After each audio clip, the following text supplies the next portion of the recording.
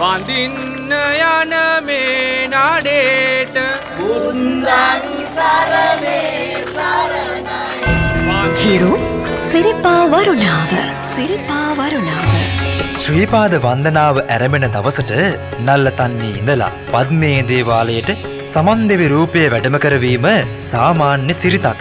කාලයකට හෙතදී දවසක් ආවතේව කරුවන් Tamanගේ කරපිටින් දේව රූපය ඉහළට වැඩමවාගෙන යද්දී වෙහෙසටපත් වෙලා මැස්සක් උඩ දේව රූපය මොහොතකට තැබුවලු. එතකොටම මහා විශාල හුණගක් හමලා මුළු පරිසරයම කැළඹුණාලු. පොළව යටින් කළුදෙබරු මතුවෙන්නත් පටන් ගත්තලු. කලබල වුණු කපුරාලට ටික වේලාවකින් මේ සිද්ධියට හේතුව හොයාගන්න ලැබුණා. කපුරාල ඉක්මනින් කහවතුර සහ දෙහි යොදලා ප්‍රතිමාව නහවලා පවිත්‍ර කරලා දෙවියන්ට කන්න ලව් කළාලු.